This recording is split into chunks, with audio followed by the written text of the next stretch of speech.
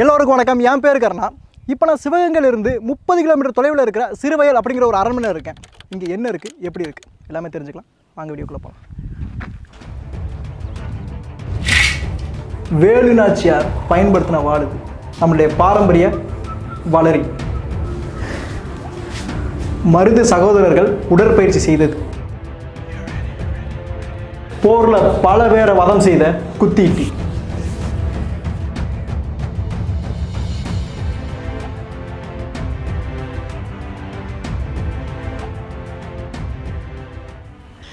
இந்த கோட்டையை பற்றி நம்ம தெரிஞ்சுக்கணும் அப்படின்னா சரியாக 347 வருஷம் பின்னோக்கி போகணுங்க.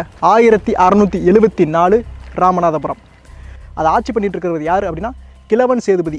7வது மன்னரான கிழவன் சேதுபதி 1674 ஆட்சி பண்ணுறாரு. அவருக்கு கீழே இருந்த ஒரு தலவாயான உடையாத்தேவர் அப்படிங்கிறவரோட திறமையை பாராட்டி 1000 ஆண்களை கொண்ட ஒரு ஜமீனை வந்து கொடுக்குறார். பாதுகாப்புக்காண்டி கொடுக்குறார். இந்த பேர்களை நான் வச்சுக்கிட்டேன். 8வது மன்னராக யார் வர்றா அப்படின்னா விஜயரகுநாத சேதுபதி வந்து வர்றாருங்க. 8வது மன்னர் விஜயரகுநாத சேதுபதிக்கு வந்து ஒரு பொண்ணு இருக்கிறாங்க. அவங்க பேர் அகிலாண்டேஸ்வரி நாச்சியார். சரிங்களா? அவங்களுக்கும் உடையாத்தேவருக்கு ஒரு பையன் இருக்கார், சசிவர்ண தேவர். அவங்க 2 பேருக்கும் வந்து திருமணம் வந்து பண்ணி வைக்கிறாங்க. இந்த கோட்டை சசிவர்ண தேவர் சந்ததியினர் கட்டினது. அவ்வளோதானப்பா, எளிமையான ஹிஸ்ட்ரியாக இருக்கே. இங்கே தான் போர் ட்விஸ்ட் வந்து ஆரம்பிக்குது. சரிங்களா? அந்த 8வது மன்னர் விஜய ரகுநாத சேதுபதி, அவருக்கு பின்னாடி 9வதாக ஒரு மன்னர் வந்து வர்றாரு. யார்? சுந்தரேஸ்வர ரகுநாத சேதுபதி. இப்போ எங்கே ட்விஸ்ட் வருது அப்படின்னா கிழவன் சேதுபதிக்கு ஒரு பையன் இருக்கான். அவன் யார் அப்படின்னா பவானி சங்கரன். சரிங்களா? அவர் என்ன செய்கிறாரு அப்படின்னா இந்த 9வது மன்னரை கைது பண்ணி வச்சிடுறாருங்க, சுந்தரேஸ்வர ரகுநாத சேதுபதியை. இப்போ இந்த சுந்தரேஸ்வர ரகுநாத சேதுபதிக்கு ஒரு தமக்கேன் இருக்கான், தம்பி இருக்கான். யார்? கட்டையத்தேவன். அந்த கட்டையத்தேவனும் கட்டையத்தேவனும் சசிவர்ண தேவரும் நம்ம இழந்த நாட்டை மீட்கணும் அப்படின்னு நினச்சிட்டு என்ன செய்கிறாங்க அப்படின்னா தஞ்சைக்கு போகிறாங்க. அப்போ தஞ்சையில் யார் இருக்கா? மராட்டியர்கள் ஆட்சி பண்ணிட்டு இருக்காங்க. தஞ்சையில் இருக்கிற மராட்டியர்கள் என்ன பண்ணுறாங்க? இவங்க 2 பேரோட நல்ல நடத்தையை பார்த்துட்டு, யார் சசிவர்ண தேவர், இன்னொன்று கட்டையத்தேவன். சரிங்களா? நல்ல நடத்தையை பார்த்துட்டு மிகப்பெரிய ஒரு தலவாயை வந்து அவங்களுக்கு வந்து கொடுக்குறாங்க. போய் போர் பண்ணி உங்கள் இழந்த நாட்டை நீங்கள் மீட்டுக்கங்கப்பா அப்படின்னு சொல்கிறாங்க. மிகப்பெரிய ஒரு படையோட வந்து வர்றாங்க. மிகப்பெரிய ஒரு படையோட வந்து 1730 அந்த போரை நடத்தி பவானி சங்கரனை தோக்கடிச்சு நாட்டோட 11வது மன்னராக மாறுறாரு. யார்? கட்டையத்தேவன். சரிங்களா? கட்டையத்தேவன் தான் இந்த ராமநாதபுரம்ன்ற மிகப்பெரிய ஒரு நாட்டை 5ஆக பிரிக்கிறாரு. முதல் 3 தான் வச்சுக்கிட்டு மீதி 2 யாருக்கு கொடுக்குறாரு? சசிவர்ண தேவர் கொடுத்துறாரு. இன்றைக்கி இருக்கிற சிவகங்கை புதுக்கோட்டையை வந்து எடுத்து கொடுத்துட்றாரு. சசிவர்ண தேவர் தான் இந்த சிவகங்கையோட முதல் ஜமீன் அப்படின்னு சொல்லலாம். அவருக்கு ஒரு மகன் பிறக்கிறார். யார் அப்படின்னா முத்து வடுகநாத உடையாத்தேவர். எல்லாருக்குமே தெரியும் முத்து வடுகநாத உடையாத்தேவர் யாரை கல்யாணம் பண்ணார் அப்படின்னா வேலு நாச்சியார். முத்து வடுகநாதருக்கும் வேலு நாச்சியாருக்கும் வலதுகை இடதுகை மாதிரி மிகப்பெரிய தூண்களாக இருந்தது யார் அப்படின்னா எல்லாருக்குமே தெரியும் மருது சகோதரர்கள். சரிங்களா? பெரிய மருது, சின்ன மருது. பெரிய மருது முக்கியமான ஒரு அமைச்சராக வந்து இருந்தார். அவர் தான் ஆலோசனை எல்லாமே சொல்லுவார். சின்ன மருது தலவாயாக வந்து இருந்தார். தலவாய் அப்படின்னா போர் படைக்கு எல்லாமே தளபதியாக வந்து விளங்கினார். சரிங்களா? மருது பாண்டியர்கள்லேருந்து வேலு நாச்சியார் எல்லாருமே இந்த கோட்டையில் தான் தங்கியிருக்கிறாங்க. இங்கே தங்கி ஆங்கிலேயர்களை எதிர்த்திருக்கிறாங்க அப்படின்னு வந்து சொல்லலாம். இந்த கோட்டை 5 ஏக்கர் அளவில் கிட்டத்தட்ட இப்போ இல்லை, ஒரு 200 வருஷத்துக்கு முன்னாடி இருந்தது. இன்றைக்கி வெறும் 5 சென்ட் அளவில் தாங்க வந்து இருக்குது. அரசாங்கம் இப்போ தான் இதை வந்து சீரமைச்சு இப்போ பெயிண்ட் அடித்து மறுபடியும் கட்டியிருக்கிறாங்க. உள்ளே போய் பார்க்கலாம்.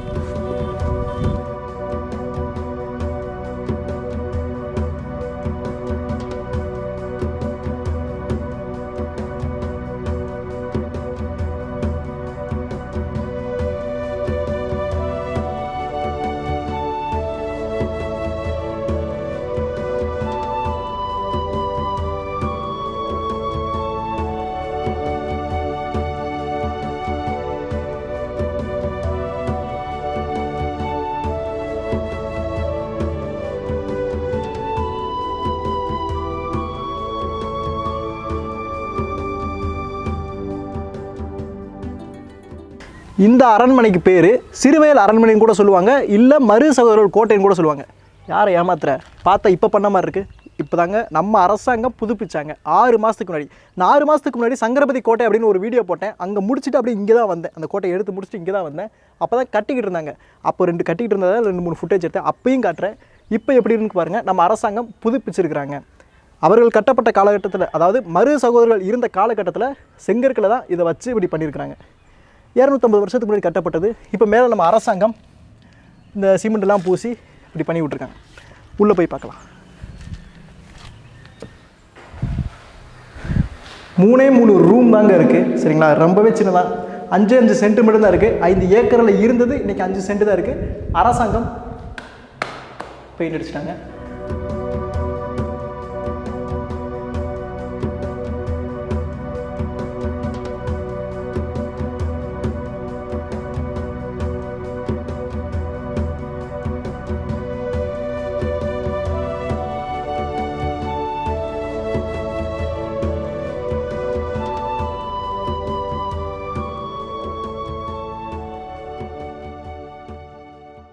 நம்மளோட போர்க்கருவிகள் எல்லாமே வந்து தடை செஞ்சாங்க வெள்ளைக்காரங்க. குறிப்பாக சொல்லணும்னா ஆயுத சட்டம்னு ஒன்று போட்டாங்க, வளரிய கண்டிப்பாக தடை செஞ்சாங்க. ஆனால் வெள்ளைக்காரங்களுக்கு வந்து நம்ம மருது சகோதரர்கள் மேலேயும் இந்த சிவகங்கை ஜமீன் மேலேயும் ஒரு மரியாதை வந்து இருந்துச்சுங்க. அதனால் அவங்க என்ன செஞ்சாங்க அப்படின்னா, ஆங்கிலத்தை கொஞ்சம் இதாக இருந்தாங்க. நான் கடைசியாக வந்து சொல்கிறேன். என்ன செஞ்சாங்க அப்படின்னா, உங்களுடைய ஜமீனோட பாதுகாப்புக்கு மட்டும் சில பாதுகாப்பு கருவிகளை பயன்படுத்திக்கங்க அப்படின்னு வந்து வெள்ளைக்காரங்க வந்து சொன்னாங்க. இன்னமும் இந்த ஜமீனோட, அதாவது வேலுநாச்சியோட வம்சாவளிகள் அதை பாதுகாத்துட்டு வந்து வந்துட்டு இருக்கிறாங்க. இப்போ போய் அந்த கருவிகளை வந்து பார்க்கலாம்.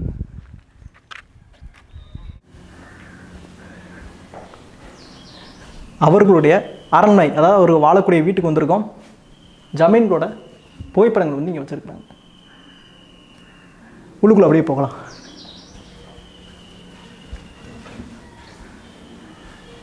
இதை பார்க்கறதுக்கு அப்படியே நல்லா பிரம்மாண்டமான ஒரு அரண்மனை மாதிரியே இருக்குது. வெளிச்சம் இப்போ அந்தளவுக்கு இல்லை அப்படிங்கிறதுனால ரொம்பவே இருட்டாக இருக்குது. Lights on. பார்த்தீங்களா? உள்ளுக்குள்ள வந்து மான் கொம்பு இருக்குங்க.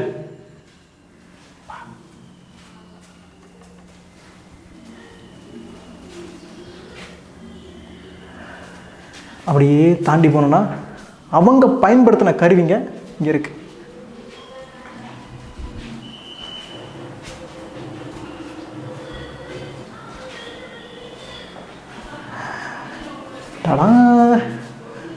தெரியுதா?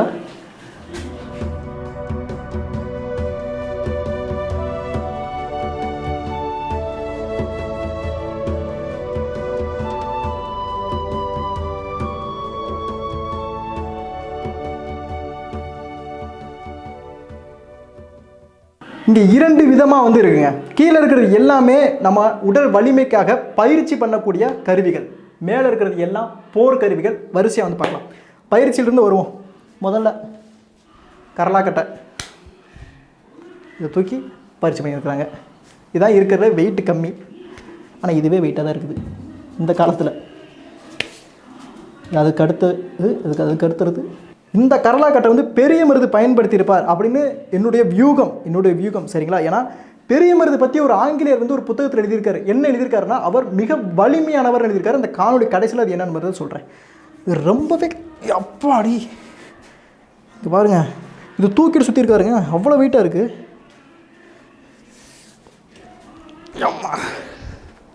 பாருங்க, இதை தூக்கி சுற்றி இருக்கிறாரு.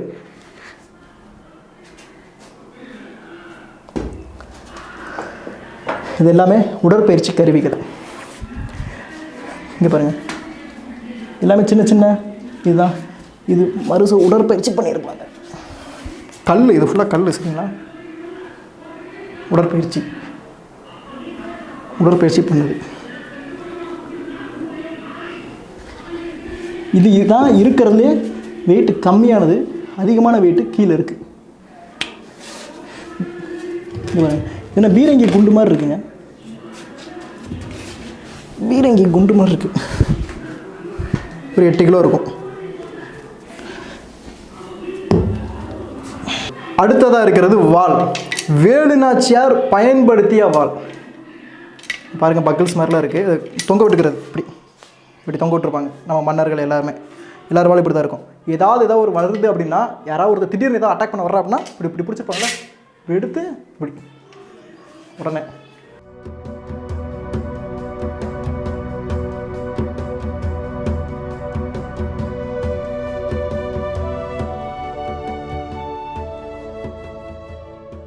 உங்களுக்கு தெரியுதுங்களா அந்த வாளுடைய அமைப்புகள்?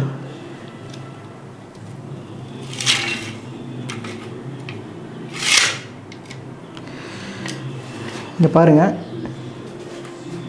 இது யாருடையது அப்படின்னு போட்டுட்டு சிறுவயல் ஜமீனோடது, அது ஜமீன்தார் அப்படின்னு போட்டுருக்கு.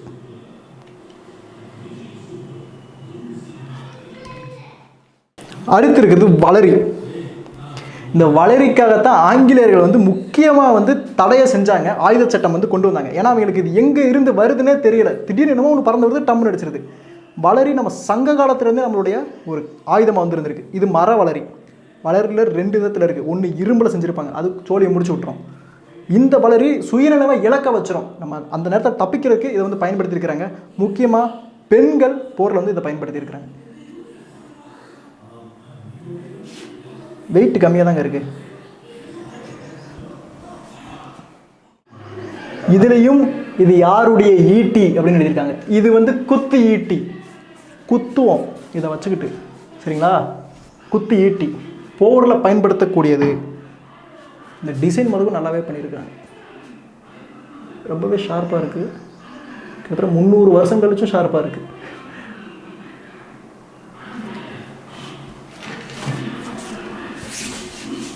போரில் பயன்படுத்துறது. இதே மாதிரி இங்கே நிறைய குத்து ஈட்டிகள் வந்து இருக்குங்க, இங்கே நிறைய வந்து பார்க்கலாம். நடுவில் இருக்கிறது மட்டும் இந்த அரண்மனையோட காவலாளிகள் பயன்படுத்துறது. இது மட்டும், மற்ற எல்லாமே போரில் பயன்படுத்தப்படக்கூடிய கருவிகள். ஒவ்வொருமே நல்ல டிசைன் போட்டிருக்காங்க. இதை பாருங்கள், இந்த டிசைனை பாருங்கள், இந்த டிசைனை பாருங்கள்.